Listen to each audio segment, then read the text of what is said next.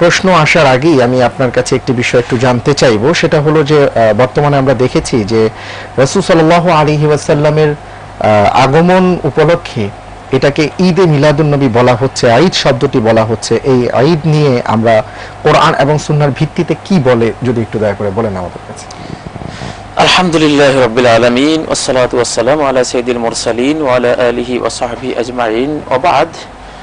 নবী সাল্লাল্লাহু আলাইহি ওয়াসাল্লাম কঠিনভাবে সতর্ক করে গেছেন যে তোমরা আমার পরে নতুন কোনো ইবাদত সৃষ্টি করো না। যে ব্যক্তি কোনো নতুন জিনিস আমার এই দ্বীনের মধ্যে সৃষ্টি করবে সেটা প্রত্যাখ্যাত হবে। মান আহদাসা ফি আমরিনা হাযা মা লাইসা মিনহু ফাহুয়া রাদ্দুন। এই দ্বীনের অন্তর্ভুক্ত যে অনুষ্ঠানটি হয়নি, যে ঈদ, এই ইসলামী ঈদের অন্তর্ভুক্ত হয়নি কখনো, কোরআনেও নাই, সুন্নাহর মধ্যেও নাই। বা যে কোনো জিনিসই নবতর ভাবে যদি কেউ উদ্ভাবন করে তাহলে সেটা প্রত্যাখ্যান করা হলো উম্মতের দায়িত্ব। শরিয়ার মধ্যে যারাই রাসূলকে ভালোবাসে, যারাই আল্লাহর উপর ঈমান রাখে, তাদের দায়িত্ব হলো নতুন যে কোনো জিনিস যারাই করুক না কেন এটাকে প্রত্যাখ্যান করা, এটা ঈমানি দায়িত্ব। আচ্ছা জি, আমরা এই বিষয়ে জানবো ইনশাআল্লাহ তাআলা। প্রশ্নটি একটু নিয়ে নিচ্ছি। আসসালামু আলাইকুম, লাইনটি কেটে গেছে। জি মুহতারাম, আপনি যে কথা বলছিলেন। জি, এবং নব উদ্ভাবিত বেদাতগুলির কারণে আমরা বারবার বলেছি ইহুদি ধর্ম এইভাবে নতুন উদ্ভাবন, নতুন ধর্ম কর্ম সৃষ্টি করতে করতে ইহুদি ধর্ম নিশ্চিহ্ন হয়ে গেছে। নতুন নতুন ধর্মীয় অনুষ্ঠানাদি উদ্ভাবন করতে করতে খ্রিস্টান ধর্ম নিশ্চিহ্ন হয়ে গেছে। কিছুই নেই, নবীদের শিক্ষার কোনো কিছুই তাদের মধ্যে নেই। আলহামদুলিল্লাহ, ইসলাম টিকে আছে এই জন্য যে বিপুল সংখ্যক উলামায়ে কেরাম তারা নবতর কোনো উদ্ভাবনকে, নতুন কোনো ইবাদতের নামে, ইসলামের নামে নতুন কোন অনুষ্ঠান, কোনো কিছুকে তারা বরদাস্ত করেন না। এই জন্য ইসলাম এখনো নির্ভেজাল ভাবে আলহামদুলিল্লাহ পৃথিবীতে আছে। আসসালামু আলাইকুম ওয়া রাহমাতুল্লাহি ওয়া বারাকাতুহু।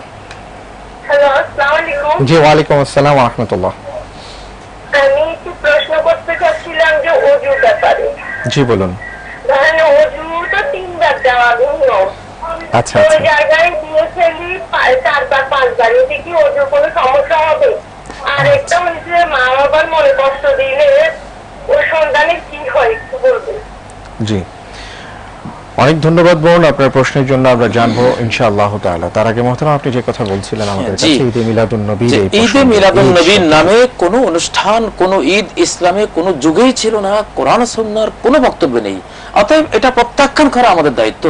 নবী সাল্লাল্লাহু আলাইহি ওয়াসাল্লামের মহব্বতের এটা পরিপন্থী। তাকে যারা ভালোবাসবেন তারা নির্ঘাত তিনি যা রেখে গেছেন শুধু সেই জীবনধারা, সেই সুন্নাহর মধ্যে সীমাবদ্ধ থাকবেন, এর বাইরে তারা যাবেন না। এটাই নবীকে ভালোবাসার সবচেয়ে বড় আলামত। মান আহাব্বা সুন্নতি ফাকাদ আহাব্বানি। আমি যেই ধারার উপর রেখে গেছি, যেই পথের উপর রেখে গেছি, সেই পথের উপর যারা থাকবে, সেই পথকে ভালোবাসবে, সেই সুন্নাহকে ভালোবাসবে, তারাই আমাকে ভালোবাসলো। এর বাইরে যতই মানুষ নবীর ভালোবাসার, নবী প্রেমের দাবি করুক না কেন, তারা নবীর সুন্নাহকে মেরে হত্যা করে তারা নিজেদের মন গড়া যেসব জিনিস করছে, এর দ্বারা নবী ভালোবাসার সামান্যতম কোনো প্রমাণ এখানে নাই, বা এর অস্তিত্ব নাই। এর দ্বারা নবীর সাথে দুশমনি করা হচ্ছে বরং। আর আল্লাহ তাআলা এই জাতীয় কাজ করলে জাহান্নামে যেতে হবে এটা বলেছেন। কুল হাল নুনাব্বিউকুম বিল আখসারিনা আমালা। আমলের দিক থেকে সবচেয়ে ক্ষতিগ্রস্ত কারা, তোমাদেরকে কি সেটা সংবাদ দেব? আল্লাযিনা দাল্লা সাইয়ুহুম ফিল হায়াতিদ দুনিয়া। দুনিয়ার জীবনে যা করেছে সব বিভ্রান্তির পথে চলে গেছে, কারণ সঠিক কোরআন ও সুন্নাহ মাফিক করা হয়নি, মন গড়াভাবে করা হয়েছে, বিভ্রান্তির পথে চলে গেছে।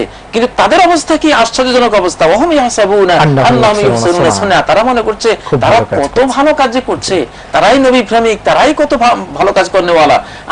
আসলে কিন্তু জীবন কর্ম যা তারা আখিরাতের উদ্দেশ্যে করে সব বরবাদ হয়ে গেছে।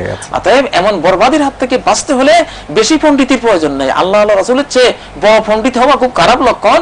এই জন্য আল্লাহ যা বলেছেন, রাসূল যা দিয়ে গেছেন, ওর মধ্যে সীমাবদ্ধ থাকতে হবে আমাদের। আল্লাহ সুবহানাহু ওয়া তাআলা আমাদের সবাইকে কোরআন এবং সুন্নাহ মাফিক